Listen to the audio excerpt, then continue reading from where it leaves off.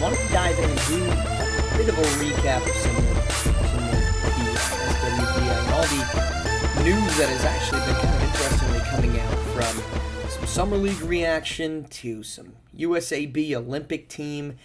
But I want to start with the New York Knicks, just kind of going in chronological order, who got a re-signing of Jalen Brunson on a well below max dollar value contract, ends up signing it for $154. All the reports, the big one, he turned down $100 million. There's a couple caveats to build into that. The first is that he now, the last year of that extension is a player option, which means that he is going to be able to re-enter free agency in 3 seasons, which means he can be a 10-year veteran at that point, which would make him eligible for the 35% of the salary cap contract. By that point, 3 years from now, it's going to be a much higher salary cap today than it is in a couple years. So he's going to be able to probably only miss out. He could sign, assuming health and he's eligible and he's good enough for it. If he signs a massive deal, he's probably only going to be missing out on, let's call it, $30-40 million. Not quite as lofty of a number as the 100 that wants to circulate. Here's kind of my wondering. We've talked on this podcast on Marsh Mobiles about the second apron and the restrictions that come with that. And while I am never going to be a proponent for somebody, cat feature, I'm never going to be a proponent for a player taking a pay cut on the benefit of an owner. There are some benefits for a player to take pay cuts for roster construction capabilities. We've talked about the second apron is extremely restrictive, and it's going to be one of the big deterrents. The concern is big deterrents for teams being able to retain their talent and still be elite. Look at the Boston Celtics. We've talked about how there might be a point in the not-too-distant future where after signing extensions for Jalen Brown, Jason Tatum, Drew Holiday, Derek White, and then the existing deal for Kristaps Porzingis, this team might have a very tough financial decision to make in terms of getting under the second apron line and being able to build a contender. I don't know that there's not going to be a world in which some of these stars look ahead and say, okay, my option is a deal that pays me $80 million annually, or if I take a deal that pays me $50 million annually, that opens up the ability for us to get more talent in the door. We have, for whatever reason, long had this mentality that players take the max, be damned to the consequences for roster building, and teams must pay it. Again, pro players making a lot of money because they're not making as much money as the executives the executives they should be, but the team owners. I get it. I'm not advocating against it, but that has always been the thought. They take the max and they move on with their lives, and the struggles that come from that, so be it. Well, the struggles used to just be luxury tax payments, and if you were the Warriors or the Clippers, you said, we don't care. Yeah, sure, it was restrictive for the Memphis Grizzlies, for the Charlotte Hornets, for the Detroit Pistons, but they also weren't all that good, and they weren't drafting and acquiring free agents because of where they were. That allowed them to even be in the luxury tax stratosphere that the Warriors and the Clippers had been for the last couple seasons, and which really spurred this change to do the second apron luxury tax type of setup. I wouldn't be shocked if we see some elite players taking pay cuts so that their teams can stay together. Why? Because the amount of money they could make, while it is monstrous, still means that there's a huge window that they can make the same amount of money that they're making now, but their team can remain good. Here's a story, because all roads lead back to the Warriors. When the Warriors signed Kevin Durant, they had the very great luck of just having a ton of cap space in a season in which the cap boosts, and they could sign him to a huge deal. In the coming up seasons, when Steph Curry's contract came to an end, he asked the team, should I take a pay cut? Is there anything I should do that would benefit the team for me to not take the max? And the team said, no, there's no reason. Take what you want. It doesn't impact us because we're already into the luxury tax, so far into the luxury tax, it doesn't matter. Joe Lacob's got a cash machine coming through with this group. Just take the money and run. And he did. But if there are other players that are serious about winning, that are serious about building a team that can contend for years and years and years, and an organization that drafts and acquires players efficiently so that they're able to do that, take the Boston Celtics, take potentially the New York Knicks, then there might just be a future world in which teams don't go over the second apron because their players are saying, well, that doesn't help us as a team because we can't trade picks if we're in that second apron. We can't sign guys if we're in that second apron. So do I want to make $15 million more a year on my contract or be a more competitive winning team? It's always the age-old question. We hear left and right. It was very popular with Bradley Beal when he was in Washington. Oh, I want to win basketball games. Do you, Brad? Because you and John Wall took huge deals that made it not possible for your team to even build a contender around you. The Phoenix Suns can't build anything else around that team because they have 3 guys on max deals. So, if players are legitimately only concerned about winning, which I think is a little bit of bullcrap, we might just see players taking less money in future years when the cap continues to rise to a point that we can't even imagine. We talk about, there's going to be a $100 million player. There probably will be. But I also wouldn't be surprised if some of these guys that are eligible to be $100 million guys end up being $60 million guys, end up being $70 million guys, because it benefits their team in the long run.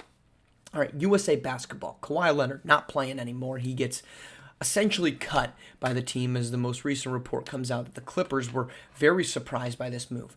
I think the Clippers, even if they were the ones that pushed for it, had to say that. I am not always a firm believer that teams are going to tell you exactly how they feel. They're going to tell you what makes sense. That's the first thing that we need to understand. Teams are going to say what makes sense because it would be political nightmare, basketball politics, for them to walk out and say, nope, we didn't want Kawhi to play. We care more about him being unhealthy for us than being able to live a lifelong dream and play in the Olympics. Of course, they're not going to say that. They're going to say, we're very shocked by this. Who would have known? Who would have thought that we didn't want him to play? No, we wanted him to play. Of course we did. They didn't say that. I don't think that that's 100% true. I'll believe them, but let's leave open the window, the percentage chance that they are lying. Which is fine. They're allowed to lie. It doesn't bother me none if they don't actually believe what they said. But let's go down the route that they're telling the truth. Kawhi Leonard was essentially cut from USA Basketball over injury concerns. This is a team that wants to win, USA Basketball, because they've been embarrassed on the global stage in the World Cup. This is a team that is essentially hired hands. We get very upset at the NBA level or SWBA level that players will or teams will buy their championships or attempt to. That's why we have the second apron that we just talked about. But yet when it comes to the global stage, man, we just love USA Basketball to just stack up every best piece of talent they can possibly get. So duality of man, right? A little contradictory there. But this is a USA Basketball team that's serious about it. Now, did they need Kawhi Leonard to be able to go out and win an Olympic gold? No, they definitely did not need that.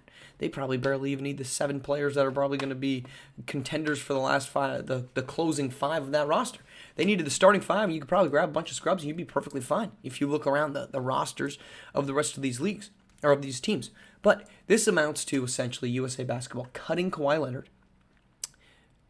over injury concerns. Now, Derek White probably shouldn't have been the guy you had, but he's probably not going to eat up a ton of minutes. He's probably going to be the guy that they look at and say, this actually kind of solves our minutes problem, because in years past, they would have rosters, that would have a guy at the end of the roster that is not getting in, right? And that's okay. He's not getting in. It's a roster spot. He's good enough to play if we need him, but we've got so much talent on this roster that why would we even bother adding another elite guy? Because they're going to get 8 minutes a game.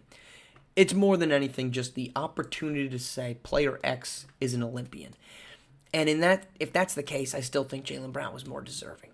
But this was clearly a USA Basketball team move, in my opinion, that was saying, we want to win the gold. We don't think Kawhi Leonard's good enough to be healthy for us, and we don't want that to be our fault. When Kawhi Leonard gets hurt, if he gets hurt, or if he can't play, or he's delayed in the start of it, we, USA Basketball, don't want that, because this has been a huge push to get the best of the best, Steph Curry, LeBron James, Kevin Durant, all onto this roster. All of them. Because this team knew they needed the best guys to just go out and make no doubt about it. And they didn't want to be the ones to get the finger pointed back at them that says, you're the ones that got Kawhi Leonard in here? That's why he's not playing in for the Clippers. This is a USA basketball fault. My God, we got a fast-moving cat back there. All right, last piece. Bronny James and Summer League. Look, Bronny James had a really good SimWorld U season, led USC basketball with points per game, but that's, has always been a little bit misleading. He was very much force-fed with that roster. He was very much the lead guy, whether he deserved to be or not, and that is why he ended up with the numbers that he got. At the same time, it's not impossible to add double digits or average double digits in scoring. You look at Michael Jordan's son. He averaged 12 points while playing for UCF. That's very decent numbers. Bronny James made 2 more baskets per game than MJ's kid. So the fact that his struggles are occurring underscores what had been said in the pre-draft process, that scouts were not impressed with him in any capacity. We were fed this, talk about being fed a boat of lies. We were being fed this story during summer or during the draft process and combine that Bronny James was just this chain shooter, that he was just fantastic in the draft combine, and look at what he did in that situation. Anybody that can play the game of basketball should have been doing really good at the draft combine, because you're running around with nobody on you, just shooting threes. The best of the best should be able to do that. But we are again being exposed to the true level of who Bronny James is.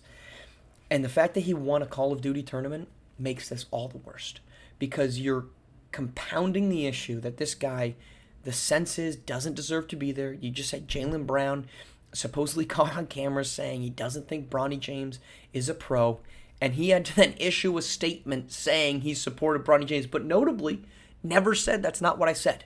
Never said. I didn't say that. This was lip reading gone wrong. I think Bronny's got a huge chance. All he said was, I'm rooting for him, which means I don't think he's a pro, and I did in fact say that. This is bad summer league, and I think everybody that saw the pre-draft process, again, let's throw out SimWorld U because that can always be a little misleading, kind of knew what we were going to get from Bronny James. We kind of knew this was coming. And yet we still can't look away.